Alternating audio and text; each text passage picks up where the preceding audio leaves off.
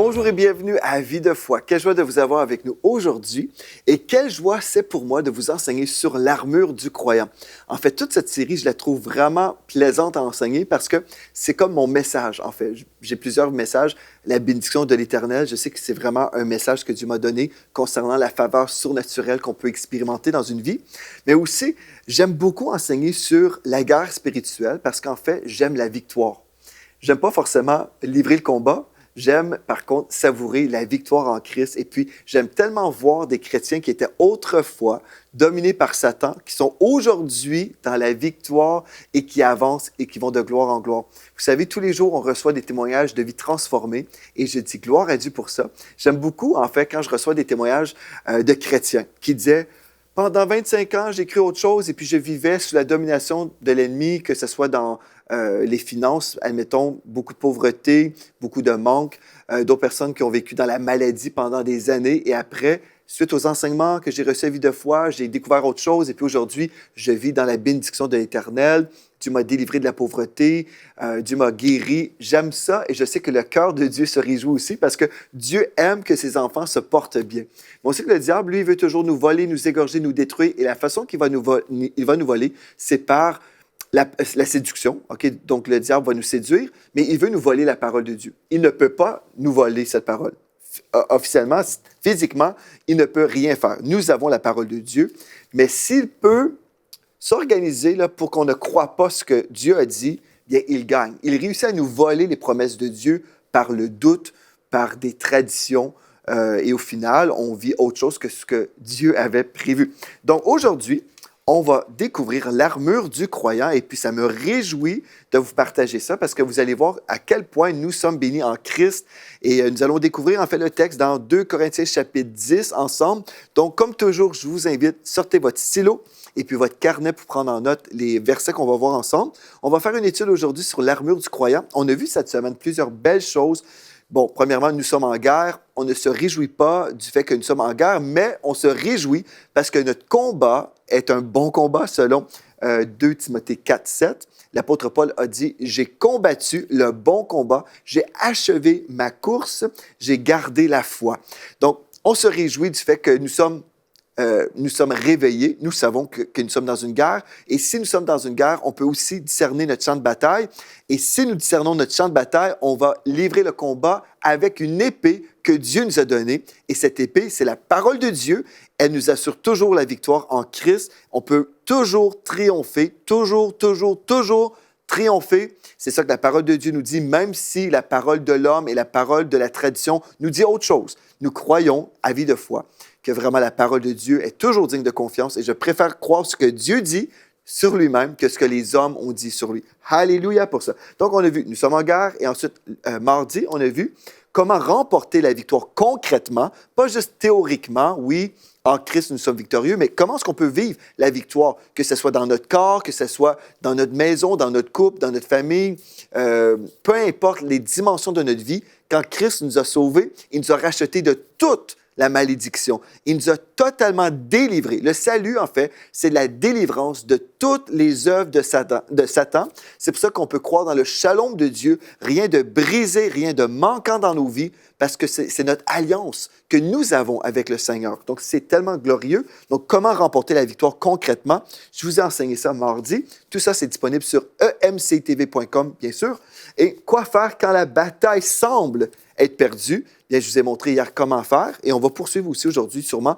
Et toute la semaine, j'aimerais vous dire, des fois, on écoute une seule émission dans une semaine, on est occupé avec nos occupations de la semaine. J'aimerais vous encourager, cette série, toutes les émissions sont hyper importantes pour votre vie chrétienne. Il y a des choses que je peux dire dans une émission que je ne répéterai pas ailleurs. Et puis, si vous manquez certaines informations, vous savez, vous pouvez souffrir des choses inutilement pendant des années. Je sais que c'est le cas de plusieurs.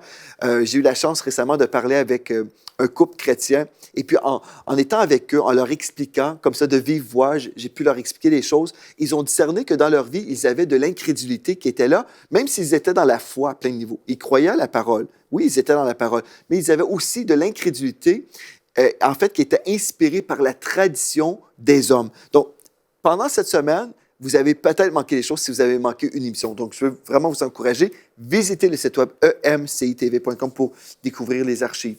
Aujourd'hui, donc, nous sommes arrivés à l'armure du croyant. On va voir les 7 armes du croyant. Vous allez peut-être dire 7, je pensais qu'il y en avait 6. On va voir dans la parole de Dieu qu'il y a 7 armes pour l'enfant de Dieu. Amen, qui est engagé dans le combat spirituel. OK, donc on va lire ensemble 2 Corinthiens, chapitre 10.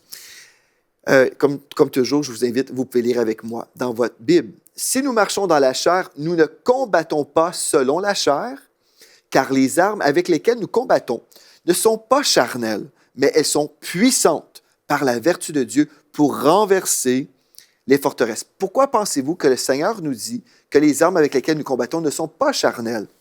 Bien, en fait, c'est parce qu'on voit dans Éphésiens chapitre 6, au verset 12, que nous ne luttons pas contre la chair et le sang, mais contre les dominations, contre les autorités, contre les princes de ce monde de ténèbres, contre les esprits méchants dans les lieux célestes. Donc, en fait, la parole de Dieu nous dit que nous sommes dans une guerre spirituelle. Donc, si nous sommes dans une guerre spirituelle, nous sommes aussi dans une guerre spirituelle dans les armes, en ce qui concerne nos armes spirituelles, qu'on va voir aussi. Donc, on veut comprendre ça. Donc, les armes avec lesquelles nous combattons ne sont pas charnelles. OK? Donc, vous pouvez frapper quelqu'un au visage, vous défouler, mais ce n'est pas la solution. Vous allez faire ça, mais vous ne remporterez pas la victoire. Les armes avec lesquelles nous combattons ne sont pas charnelles, mais elles sont puissantes par la vertu de Dieu. Pour renverser les forteresses, nous renversons les raisonnements et toute hauteur qui s'élève contre la connaissance de Dieu et nous amenons toute pensée captive à l'obéissance de Christ. Donc, hier, on a vu en fait que le diable travaillait beaucoup au niveau de nos pensées. Donc, pour nous, notre guerre est spirituelle, donc nos armes sont aussi spirituelles. Une chose intéressante, vous savez, j'ai ma Bible ici, qui est mon épée, comme on a vu dans les émissions précédentes. J'ai mon épée. Et de toutes les armes que nous avons, qu'on va découvrir aujourd'hui, ces armes-là sont invisibles, sauf celle-ci. Dieu a permis, en fait, qu'il y ait un transfert de sa parole divine pour qu'elle soit même physiquement vue et tenue, que je puisse tenir cette parole dans mes mains. Je peux littéralement avoir physiquement la parole de Dieu. Toutes les autres armes sont invisibles, sauf celle-ci. Et son résultat, bon, je peux lire un texte, mais je vais voir visiblement le résultat de cette parole vivante et efficace. Alléluia. OK.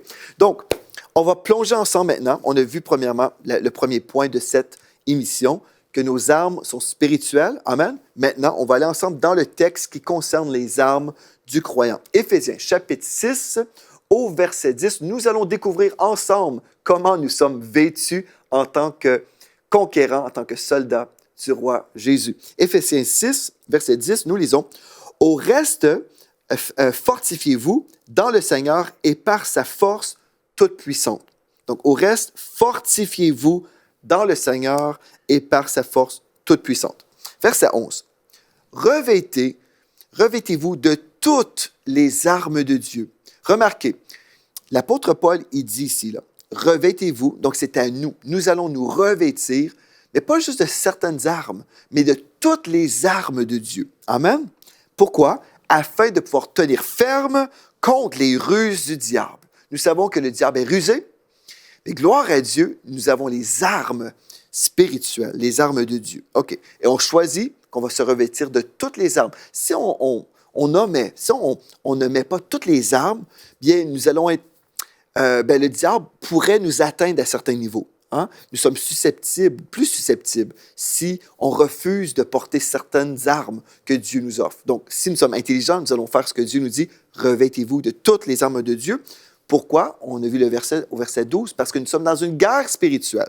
Au verset 13, c'est pourquoi prenez toutes les armes de Dieu afin de pouvoir résister dans le mauvais jour et tenir ferme après avoir tout surmonté. Donc, Dieu veut qu'on soit ferme dans la foi. Amen. Et aujourd'hui, vous pouvez dire, Amen, je suis ferme dans la foi. OK, là, on va commencer à décortiquer l'arme que nous avons reçue de Dieu. Verset 14, dans Éphésiens chapitre 6. Tenez donc ferme, ayez à vos reins la vérité pour ceinture. Donc, la vérité pour ceinture. Si on peut mettre à l'écran, oui, l'image. On voit ici une ceinture d'un soldat à l'époque de l'apôtre Paul. Aujourd'hui, vous allez comprendre, en fait, ce qu'on va voir, c'est des images qui nous viennent de l'époque de l'apôtre Paul, certainement. Vous vous rappelez que l'apôtre Paul a été emprisonné et puis il était sous la garde, en fait, de nombreux soldats. Hein? Vous connaissez l'histoire de l'apôtre Paul. Donc, cet homme de Dieu a été emprisonné et puis il y avait des gardiens qui étaient autour de lui et le Saint-Esprit a utilisé son entourage pour l'inspirer sur l'enseignement qu'on va lire aujourd'hui. Donc, l'apôtre Paul était peut-être enchaîné et puis là, il voit un soldat qui est à côté de lui et l'Esprit de Dieu commence à lui révéler son armure spirituelle. C'est ça qu'on va voir ensemble. OK. Première chose qu'on voit, c'est cette ceinture. Vous savez, souvent, on ne pense pas que la ceinture est super importante. Hein? Quand on regarde un soldat, c'est assez rare qu'on va peut-être regarder à sa ceinture, on va voir les autres choses qui sont peut-être plus impressionnantes. Hein, son épée, on va dire « Waouh, une belle épée ». On va voir sa cuirasse, on va dire « Waouh, ça c'est très, très beau ». Et surtout, son casque. Vous savez, le casque, c'était quelque chose de très, très beau. Hein. À l'époque, c'était quelque chose de travaillé. C'était pratiquement comme une sculpture sur la tête d'un homme, d'un soldat. Donc, on pouvait dire « Waouh, ça c'est très, très beau ». Mais en fait, la ceinture était hyper, hyper importante pour le soldat. Parce que c'est à cause de cette ceinture que tout son armure pouvait se tenir sur lui. Sans cette ceinture, tout tombait par terre. Comme nous aujourd'hui, peut-être vous portez une ceinture, comme je porte une ceinture. Et puis, aujourd'hui, dépendamment de notre poids, peut-être dans certains cas, on n'a pas toujours besoin d'une ceinture parce que nos vêtements sont tellement serrés. Mais en général, si nous portons une ceinture, c'est parce que nous avons besoin de cette aide supplémentaire pour que nos pantalons se tiennent sur nous, n'est-ce pas? Pour s'assurer d'être bien modeste. Donc, on a besoin de notre ceinture. Mais pareillement, le soldat avait besoin de sa ceinture. Pourquoi? Bien, vous allez voir, on va voir ensemble, en fait. Mais il avait, comme sur cette ceinture-là, comme une petite tablette, si on veut, où il pouvait avoir son épée, où il pouvait accrocher son épée. Et aussi, tout était connecté avec cette ceinture-là. Donc aussi, on voit que le mot, je l'ai en anglais dans ma tête, le bouclier en français. Donc, il avait son bouclier aussi qui pouvait se reposer sur sa ceinture. Donc, il y avait son épée, et son épée, c'était à la main gauche, en fait, et puis son bouclier à main droite. Donc, tout ça se reposait sur sa ceinture. Donc, c'était très important. Le texte nous dit, « Ayez à vos reins la vérité pour ceinture. » La vérité. C'est quoi ça, la vérité? Bien, dans Jean 17, verset 17, nous lisons « Sanctifie-les par ta vérité, ta parole est la vérité. » Pour nous, ayez à vos reins la vérité. En fait, ce texte-là concerne la parole de Dieu, tout simplement. Et la parole écrite de Dieu, c'est notre ceinture. Amen. Tout se rattache à cette parole écrite. Vous pouvez recevoir une parole prophétique de quelqu'un, mais cette parole doit être biblique. Quelqu'un vous dit quelque chose contraire à cette parole, rejetez la parole. Parce que cette parole est l'autorité. C'est vraiment notre ceinture. OK? Donc, tout est basé là-dessus, tout comme l'armement du soldat, tout reposait en fait sur sa ceinture qu'on ne remarque pas forcément, mais qui est un morceau très, très important de son armement. OK, donc, ayez à vos reins la vérité pour ceinture. Et maintenant, revêtez la cuirasse de la justice. La cuirasse de la justice. Donc, on parle ici, dans Larousse, le mot cuirasse veut dire une pièce de l'armure qui protégeait le dos et la poitrine du soldat. Donc, si on regarde l'image 4, par exemple, on peut voir la cuirasse de la justice. Donc, image numéro 4, s'il vous plaît. Vous voyez que la cuirasse protégeait vraiment le soldat. Hein? Et puis, ce qui est vraiment intéressant, c'est que, vous voyez, avec les images qu'on a ici à la télévision en ce moment, on voit que c'est un métal, OK, qui était, peut-être un petit peu mat, OK? Donc, on peut voir ici que le métal ne semblait pas très, très brillant. Mais à l'époque, le soldat portait toujours son armure comme ça. Donc, la cuirasse, et comme la cuirasse bougeait constamment sur son corps, la cuirasse devenait de plus en plus brillante. OK? Donc, ça brillait. Et quand il se déplaçait, vraiment, on voyait que le soleil pouvait resplendir sur sa cuirasse, sur le métal qui était là, et puis on le voyait arriver de loin. Là. On voyait le soldat qui était vraiment brillant comme glorieux. C'était assez impressionnant. Et nous sommes glorieux aussi dans notre armement, dans notre armure. OK. Donc, revêtez la cuirasse de la justice. OK, bon, si nous sommes revêtus aujourd'hui de cette cuirasse-là, bien, qu'est-ce que ça veut dire, cette justice qui nous vient de Dieu? On va aller ensemble dans 2 Corinthiens chapitre 5, au verset 21, où nous lisons « celui qui n'a point connu le péché. Donc, Jésus-Christ n'a jamais connu le péché. Dieu, il l'a fait devenir péché pour nous. Dieu a fait en sorte que Jésus devienne péché pour nous. Pas pécheur, mais il a porté le péché pour nous, afin que nous devenions en lui justice de Dieu. Donc, vous, frères et sœurs, en tant que soldats dans l'armée du roi des rois, vous devez comprendre que vous êtes juste. Vous devez comprendre que votre cuirasse, c'est une cuirasse de justice. Vous devez savoir qui vous êtes devenu. Si vous ignorez que vous êtes juste, vous faites un soldat, vous allez sortir de chez vous, mais là, le diable va vous accuser. L'accusateur des frères va dire, « Tu te rappelles, la semaine passée, tu as commis tel péché. » Et là, vos yeux se tournent vers vous, sur votre performance, et puis là, il va pouvoir vous frapper et vous atteindre et vous tuer. Pourquoi? Parce que vous n'avez pas votre cuirasse de protection. Vous devez savoir qui vous êtes. Quand vous savez, je suis la justice de Dieu, selon 2 Corinthiens 5, verset 21, et dans Colossiens 1, verset 22, nous savons que Dieu va nous faire paraître, ou Jésus va nous faire paraître devant le Père, saint, irrépréhensible et sans reproche. Je suis saint, irrépréhensible et sans reproche. À cause du sang de Christ, j'ai été parfaitement pardonné et je suis parfait en Christ. Je suis juste. La prière fervente du juste a une grande efficacité. Donc, dans le combat spirituel, avec la parole de Dieu dans ma bouche, dans mon cœur, dans mes temps de décret, de prière, bien, puisque je sais que je suis juste, je suis un soldat qui est protégé. Alléluia. OK? Donc, ça, c'est hyper important. Donc, revêtez la cuirasse de la justice. Vous devez savoir qui vous êtes, frères et sœurs. Est-ce que ça fait du sens? Parce que dans le corps de Christ, des fois, on peut aller dans une réunion de prière, par exemple, et puis, on peut entendre des chrétiens dire, « Oh Seigneur, aie pitié de moi, je sais que je suis un pauvre pécheur et je ne mérite rien, mais je t'en supplie, s'il te plaît, fais ceci, fais cela. » Bien, si on ne connaît pas ce que Christ a fait pour nous et on ne connaît pas qui nous sommes devenus en Christ, vraiment, nous sommes en danger, frères et sœurs. Et c'est pour ça qu'il y a tellement de chrétiens qui se font terroriser par le royaume des ténèbres. Mais aujourd'hui, oh non, alléluia, je sais qui je suis. Je sais qui je suis le saint de l'Éternel. Je suis juste. Et savez-vous, je suis aussi saint et aussi juste que Jésus-Christ lui-même. Amen. Vous allez dire, oh, c'est vraiment scandaleux d'entendre de telles paroles. Non. Je suis aussi juste et aussi saint que Jésus-Christ lui-même. Pourquoi? Mais parce que ma justice vient entièrement de lui. Entièrement. Si je suis purifié, c'est entièrement à cause de Jésus-Christ. Je n'ai aucune justice à offrir à Dieu. Dieu nous dit dans Ésaïe que toute notre justice, c'est comme des vêtements souillés qu'on lui présente. Non, nous sommes en faillite spirituelle. Nous avons absolument besoin de Jésus-Christ pour être pardonnés de tous nos péchés, lavés. Alléluia. Et si je suis juste, c'est à cause de Jésus-Christ. Si je suis sauvé, si je suis parfait, c'est à cause de Christ. Certainement, il y a une différence entre ma position de justice en Christ, ma position spirituelle. Okay? Il y a une différence entre cette position et ma condition humaine.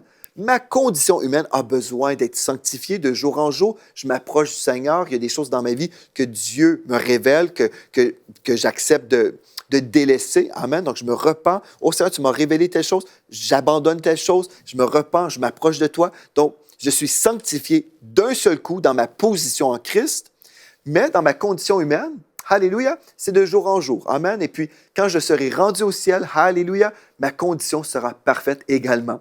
Mais d'ici ce temps-là, je poursuis avec le Seigneur Jésus. Donc, alléluia. Donc, on a vu jusqu'à présent, on a notre ceinture. On a commencé par la ceinture, remarquez aussi. J'ai la cuirasse de la justice. Maintenant, verset 15. Mettez pour chaussure à vos pieds le zèle que donne l'évangile de paix. Ce que vous voyez à l'écran, bon, c'est ça qu'on a pu trouver pour vous aider à illustrer des chaussures, mais ce n'est pas la bonne image. Je vais vous dire pourquoi. Parce que selon la parole de Dieu, et à l'époque de l'apôtre Paul, les chaussures, en fait, étaient faites de métal aussi. Donc, il y avait une portion vraiment de protection au-dessus des pieds. Donc, si l'ennemi voulait nous envoyer des flèches, bien, alléluia, le métal protégeait également nos pieds. Et aussi, les chaussures allaient jusqu'aux genoux, si on veut. Donc, il y avait une protection, un protège tibia aussi. Pourquoi pensez-vous? Parce que le soldat n'est pas appelé à aller juste dans des petits champs de roses ou j'aurais dû dire de tulipes, OK? Mais peut-être il se retrouve dans un champ de roses où il y a beaucoup d'épines, où il y a beaucoup de roches. Bref, le soldat est appelé à circuler là où le commandant lui dit d'aller, n'est-ce pas? Donc, des fois, dans notre pèlerinage sur la terre, on va passer par des temps difficiles, de l'opposition. Dieu nous dit, tu t'en vas là-bas.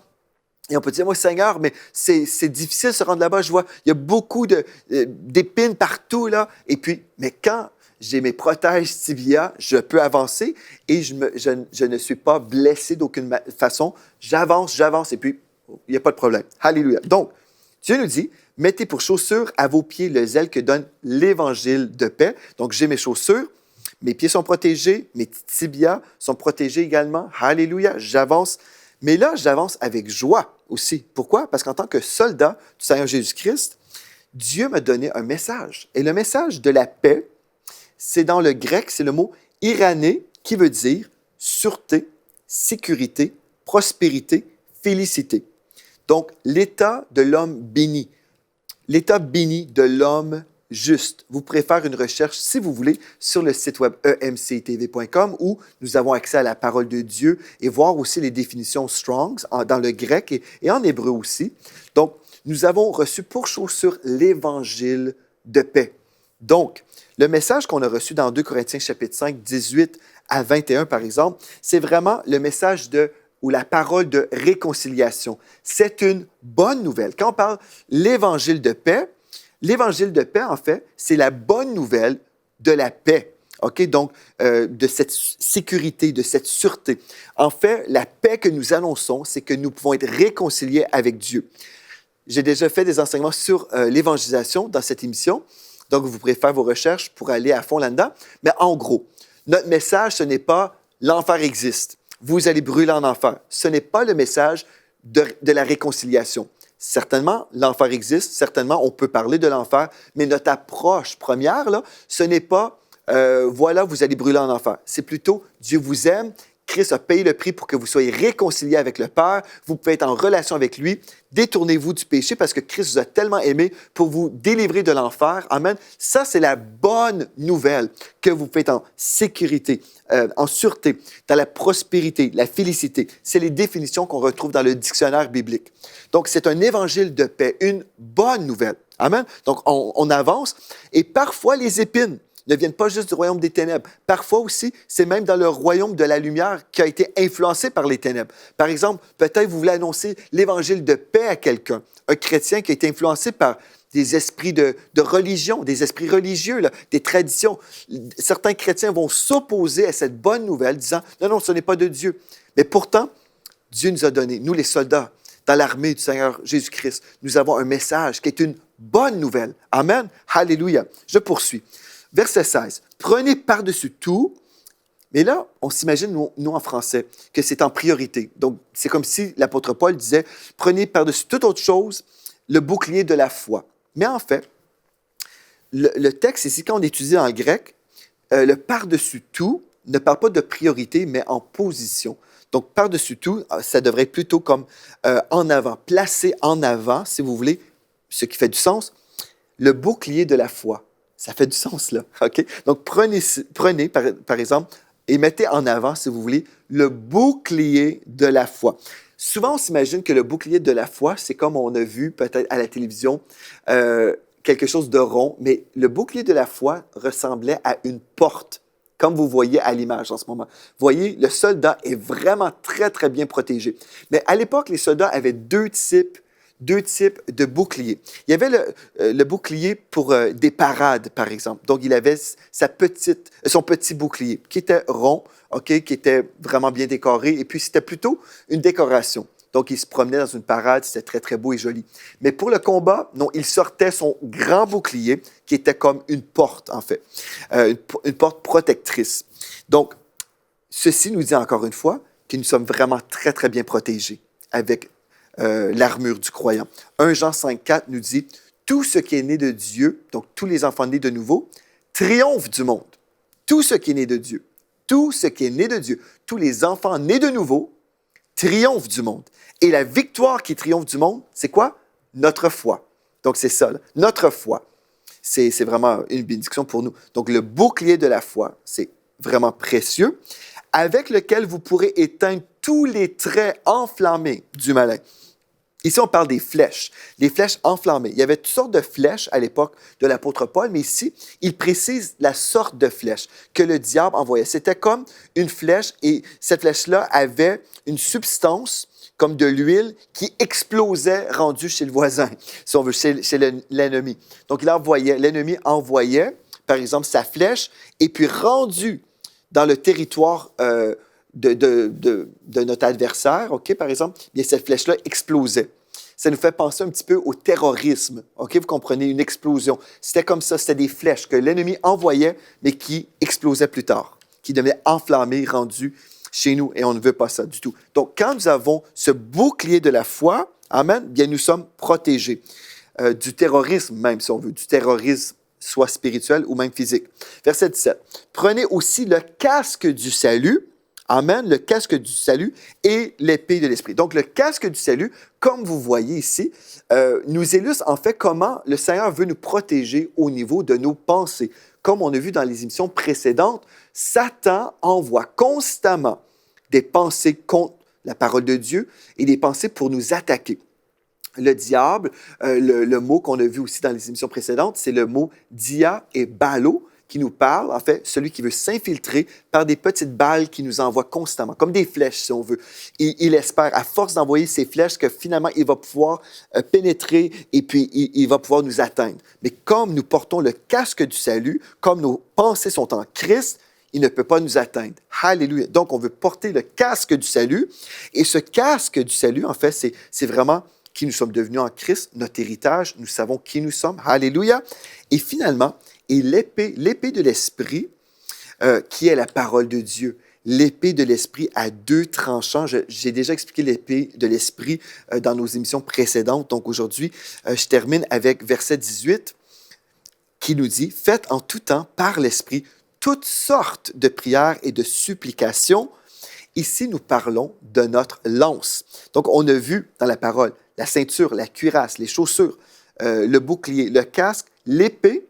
Et là, on s'imagine, c'est tout. On a compté 6. Mais en fait, même si le texte ne dit pas la lance, nous savons à l'époque qu'il y avait toutes sortes de lances. Les soldats avaient toutes sortes de lances. Et puis, en fait, l'apôtre Paul dit, faites en tout temps par l'Esprit toutes sortes de prières. Il y avait des lances, des petites, des grandes, des lances différentes pour les besoins différents. Donc, faites en tout temps par l'Esprit toutes sortes de prières et de supplications. Et le mot supplication ici ne sous-entend pas ce qu'on peut s'imaginer, mais le mot supplication dans le grec nous parle, on tombe dans quelque chose, dans la supplication. Ceci veut dire on tombe dans notre relation d'amour avec le Père. C'est toute une autre façon de voir les choses. Il nous reste quelques secondes aujourd'hui, tout simplement pour vous dire Alléluia pour cette armure que Dieu nous donne aujourd'hui. Est-ce que vous êtes bien revêtus? Je vous invite, soyez avec moi demain. On va poursuivre dans cette étude merveilleuse sur vraiment ce combat spirituel. Nous sommes appelés à être victorieux et Dieu nous équipe aujourd'hui. Donc, soyez là demain. On va poursuivre dans cette étude bénie. Et d'ici à demain, soyez richement bénis.